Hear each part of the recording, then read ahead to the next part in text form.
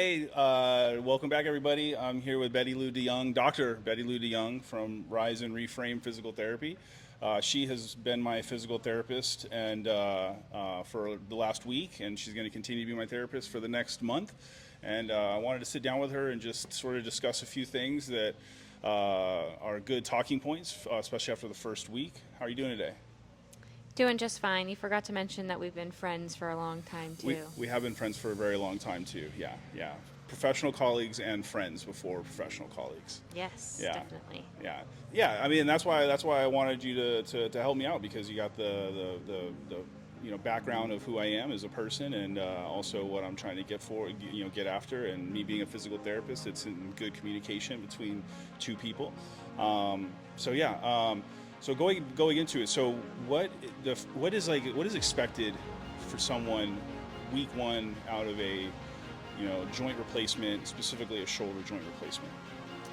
Well, as you know, mainly we're working through passive range of motion and we're trying to instill blood flow. But I think my main thing for people first week out of surgery is just getting mindset right and getting people back in touch with their body and starting to build a mental confidence around where we're going with it. I don't want you to be scared of your shoulder.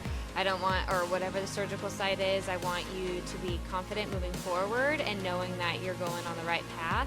And then I also remind people like we're walking towards the light. We're not running or sprinting, and I'm going to be there for you the whole way through. So as long as we're keeping your pain managed and you're sleeping well and you're eating well and you're staying hydrated within this first week, the other stuff with your homework is very light and basic. So just keeping people in the right headspace is my main goal for week one.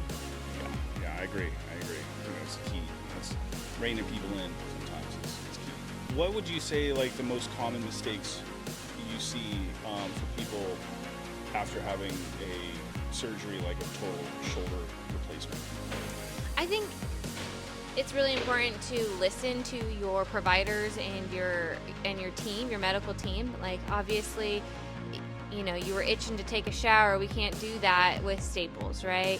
So don't do things that are a little silly because you're feeling a type of way. Don't go reaching for something because you'd rather do it yourself than ask for help. Definitely wearing your sling when you're supposed to wear your sling for however long you're supposed to wear it until you're cleared otherwise. Like, stick to the basics and don't rush the process. And then also being overzealous with either homework or treatment for the provider side. Like, let your body guide the process and know when is an appropriate time to stop. And as you're playing with that timeline of like, okay, did we do something that irritated you above a 4 out of 10, or did that last longer than 48 hours and it was away from your normal baseline? Those are key indicators that we're doing a little too much and we got to reel it back. Absolutely, yeah. I definitely say that pushing range of motion, like pushing like where they want to be too quick is a big thing.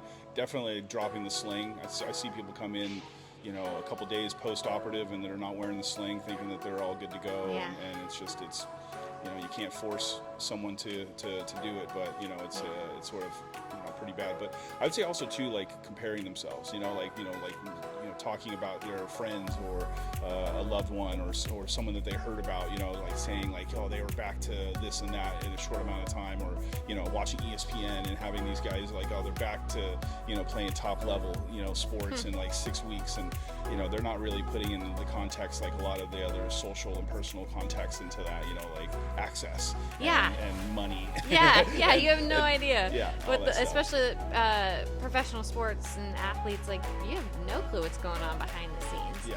And then even just on a daily basis, like you shouldn't be comparing yourself because we're all completely different individuals. But at the end of the day, like tissue healing is tissue healing, and you have to give it time. Just because you went into surgery and somebody put it back together for you, yeah, it's put together, but doesn't mean it's healed, and it can change. There's still room for error. Yeah. So let's not go there. Yeah, let's not go there. Totally true. Well, the final thing, really, aside from closing, is like what should someone expect as far as like progress? Like what after like 1 week, right? Because I'm 1 week status post as of today. So what kind of progress should I be expecting by the end of the first week? I would say a little bit more comfortability with your homework. So you're doing things like pendulums. We're doing them laying down in a supported position. If you're feeling like there's a little bit more connection to your arm, connection to your scapular muscles, and being able to find a little bit of rhythmic flow, that would be nice. Also pain regulation, making sure that you're able to just move through this first week without high levels of pain while still decreasing your pain medication and keeping inflammation at bay, would be really important for me. In terms of, for the person's side, in terms of my side, I'm looking for different ranges of motion and how your body is willing to let us get there. So we're going to be looking at your central nervous system again today to see if there's still some sort of protection pattern in there, or if it's died down and your body is every time moving closer and closer to having passive range of motion as we work towards active range of motion, accessible without a bunch of guarding on top of it. So we'll see how you do today.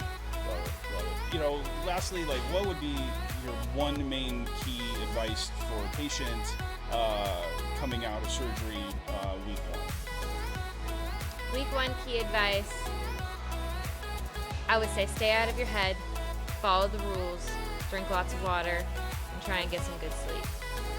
Trust the process. I totally agree. All right. Well, thank you so much for your time, and we're going to get to my treatment now, which I'm super excited about. And Let's get into it.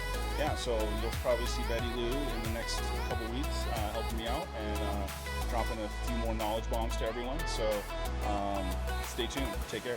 Bye.